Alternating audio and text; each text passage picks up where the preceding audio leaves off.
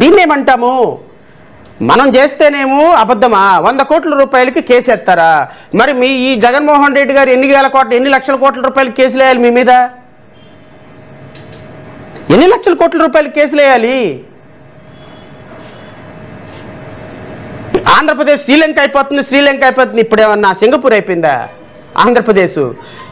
ఇప్పుడు శ్రీలంక అమ్మ మొగుడు అవుతుంది. ఇప్పుడు ఆంధ్రప్రదేశ్ ఈ 20 నెలల కాలంలో 3,50,000 కోట్ల రూపాయలు అప్పు చేసి సింగపూర్ అమ్మ మొగుడు అవుతుందా? ఇప్పుడు దీని మీద డిబేట్లు పెట్టరే, దీని మీద చర్చలు పెట్టరే, దీని మీద మాట్లాడరే.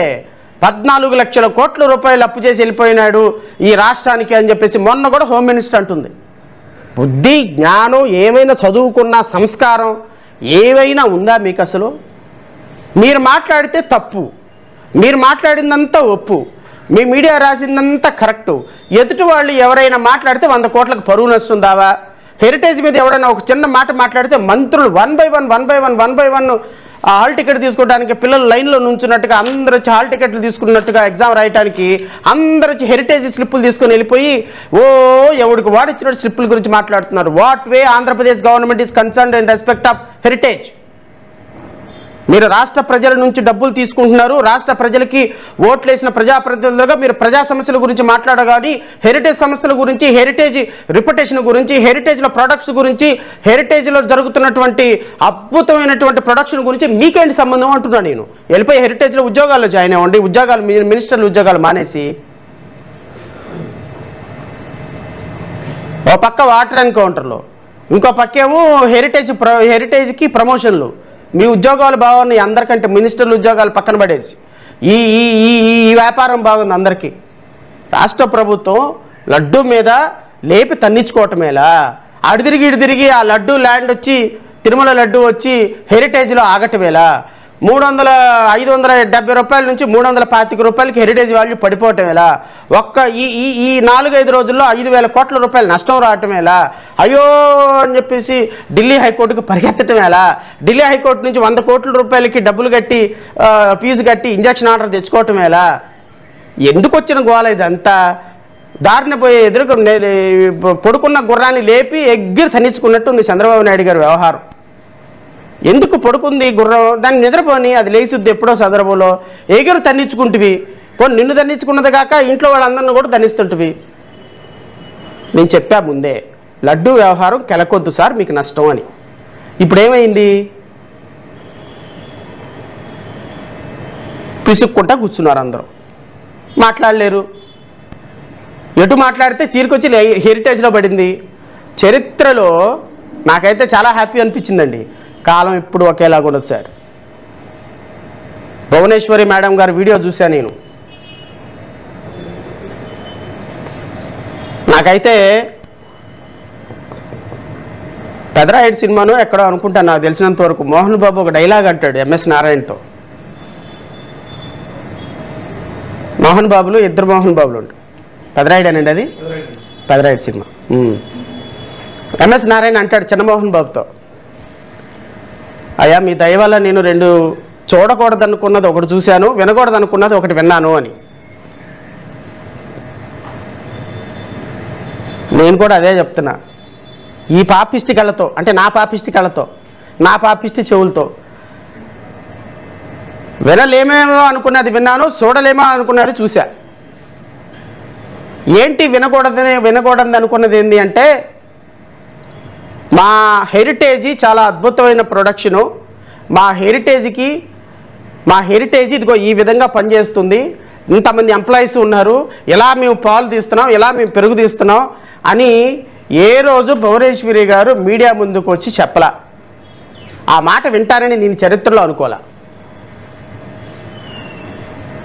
నెంబర్ 2, చూస్తారనుకోలేనిది ఏంటో చెప్పినా, ఇది కూడా బాధను చెప్తున్నా. పాపం 40 సంవత్సరాల చరిత్ర కలిగిన హెరిటేజ్ ఈరోజు మీడియా ముందుకు వచ్చి, మేడం గారు మీడియా ముందుకు వచ్చి, ఏ రోజు మాట్లాడని మేడం గారు మీడియా ముందుకు వచ్చి కష్టపడి బాధపడి కన్నీళ్లతోటి హెరిటేజ్ సంస్థ గురించి చెప్తుంది అని నేను వినలా. నేను వింటాను అనుకోవాలా, నేను చూస్తాను అనుకోవాలా. ఇవి 2 నాకు జరిగినాయి. నా జన్మ ధన్యమైపోయింది. ఇంకా ఎందుకంటే ఎక్కడైతే అవినీతి అన్యాయాలు జరుగుతాయో, ఎక్కడైతే అది ప్రజలకు తెలుస్తాయో ఆ రోజే యాజమాన్యాలు వచ్చి వాళ్ళ వ్యవస్థల గురించి వాళ్ళ తప్పుల గురించి ప్రజలకు వివరించే ప్రయత్నం చేస్తారు. రాష్ట్ర ప్రజలందరూ గమనించండి. హెరిటేజ్ సంస్థ ఈరోజు బోలే బాబాతో కలిసి తిరుమల తిరుపతి దేవస్థానం లడ్డు మీద ఒక అపవాదు వేసి ఆ అపవాదులో నుంచి వచ్చినటువంటి బై ప్రోడక్ట్లో నుంచి 658 రూపాయల హయ్యెస్ట్ స్టాండర్డ్స్లో నెయ్యిని కొనేసి ఆ నెయ్యి ద్వారా లబ్ధి పొందాలని హెరిటేజ్ చూస్తుంది అన్న ప్రచారం ఏ రోజైతే బయటకు వచ్చిందో, ఏమా లడ్డు మీద ఇంత గొడవ జరుగుతున్నప్పుడు భువనేశ్వర్ గారు ఎప్పుడైనా బయటకు వచ్చారా? లడ్డు గురించి ఏదైనా మాట్లాడారా? ఆడపిల్లల మీద అన్యాయం జరుగుతుంటే మాట్లాడారా? నిన్న మాత్రం హెరిటేజ్ మీద ఒక చిన్న మచ్చబడగానే పొరుగు అంటే ఆర్థిక మూలాల మీద మీకు దెబ్బ తగిలితే, ప్రజలకు వాస్తవాలు తెలిగితే అంత బాధపడతారనమాట మీరు. మేడం గారు ఒక్క మాట అన్నారు. ఆ ఒక్క మాట దగ్గర నుంచి ఈరోజు నా డిబేట్ నేను నా ప్రెస్ మీట్ స్టార్ట్ చేస్తాను. ఇప్పటిదాకా చెప్పిందంతా కూడా ప్రెస్ మీట్ కాదు, ఇప్పటిదాకా చెప్పిందంతా ఇంట్రడక్షన్ ఇంకెంత ఉందంటే ప్రెస్ మీట్ ఇంకెంత ఉంటుందో చూడండి ఒకసారి. రానండి, పర్లేదు. లీగల్ నోటీస్ వస్తే ఆ లీగల్ నోటీసు నేను ఇంకో లాయర్ దగ్గరికి వెళ్ళాల్సిన అవసరం లేదు కదా. నేనే లీగల్ నోటీస్ కట్టుకొని రాసుకుంటా, ఏం ప్రాబ్లమే లేదు. వాస్తవాలు చెప్పే విషయంలో అలాగే భయపడతారు మిత్రమా.